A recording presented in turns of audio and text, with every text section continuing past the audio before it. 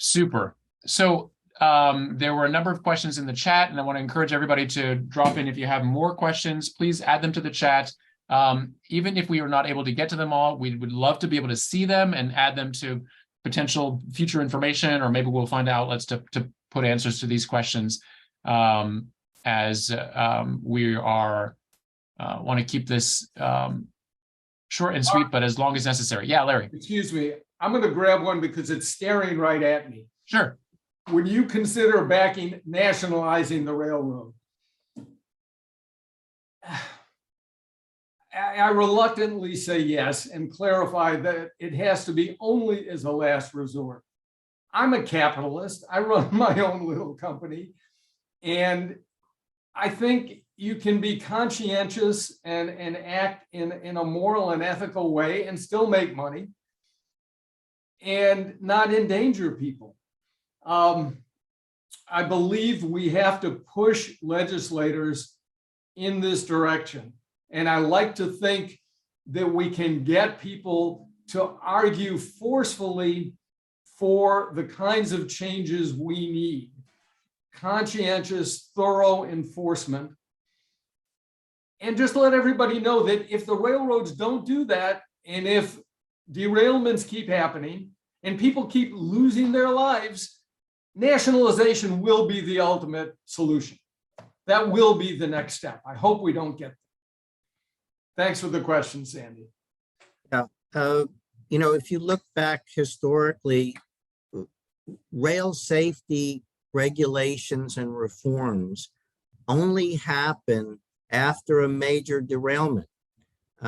Regulations in this industry are written in blood and smoke.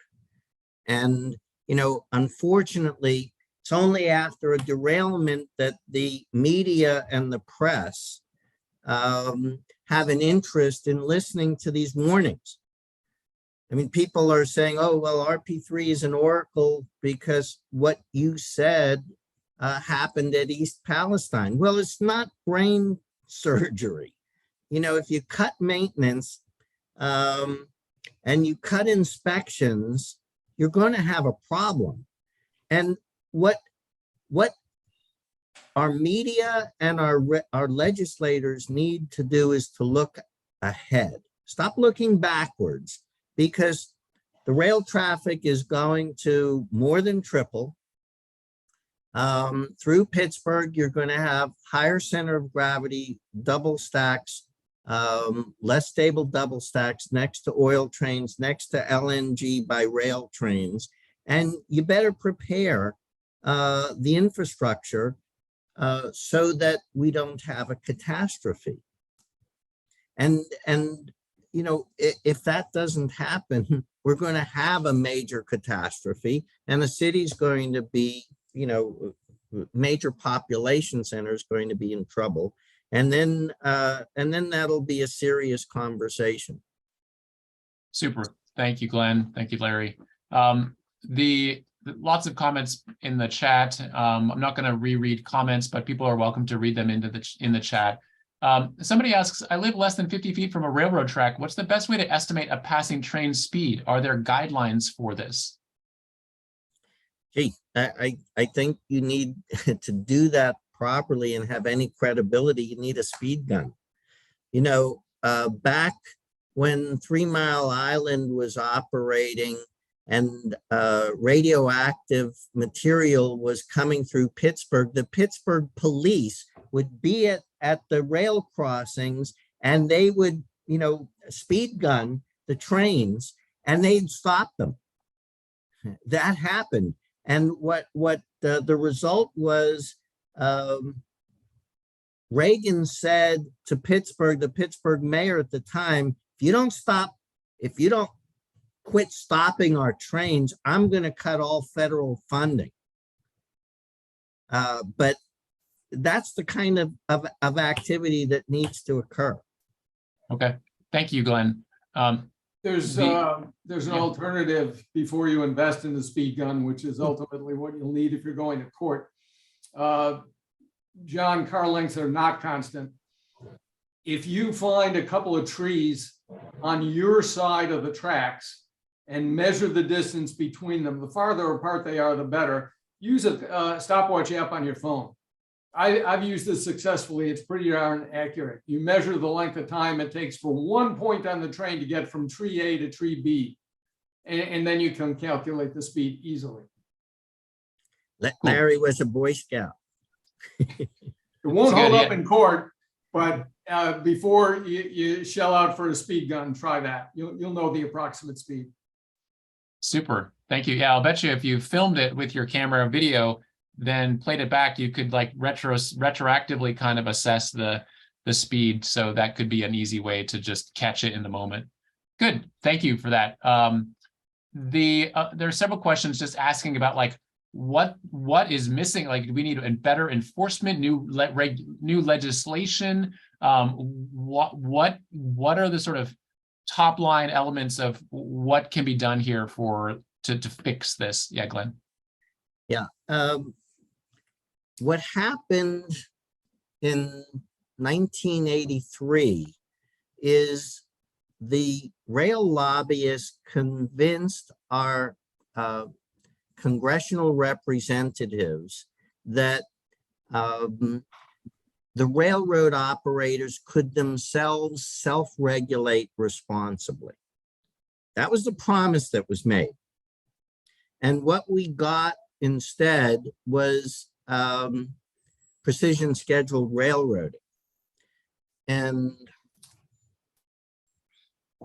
you know, self-regulating, allowing for-profit companies to self-regulate is not good for the environment, for health, or for safety. Look what happened when the FAA gave that authority to Boeing with the 737 MAX. Look what happened with the Volkswagen diesel debacle. But this is much worse. Giving that kind of self-regulating authority to the railroads endangers many, many more people. Thank you, Glenn. There's another question about how do railroads in the US compare to those in Canada? I think perhaps another version of that question is like, what lessons can we learn from how they're doing it in Canada? What are the major differences? Well, after the derailment that the chief showed, which destroyed the entire town in Quebec, Canada passed a law that required railroads to use rail lines and go around cities, they're not allowed to go through densely populated cities when there's an alternate route that bypasses the city. And here, that's the Mon line that the railroad has been using. But with the advent of the Pittsburgh Vertical Clearance Project, and because there's a 30 minute to 3 hour transit time savings per train, the logistics computers are going to put even more traffic through the city. So, we're on a completely different path from Canada. It's all about profits for Norfolk Southern and not about people or safety. Is somebody asks, can our new governor intervene? I hope so. I'm sending him, links to give him some ideas. How did our taxing authorities, quote unquote, sign off on the taxpayer subsidy? Well, it's an interesting story. The former governor wanted this vertical clearance project because of all the money that was spent on the Port of Philadelphia, and wanted to be able to handle the container ships, the larger ones. And so, we were fighting that kind of political statement, but it also was the result of the prior administration wanting new bridges without any nick to their budget. Super. Even though we were saying, something like East Palestine can happen right here.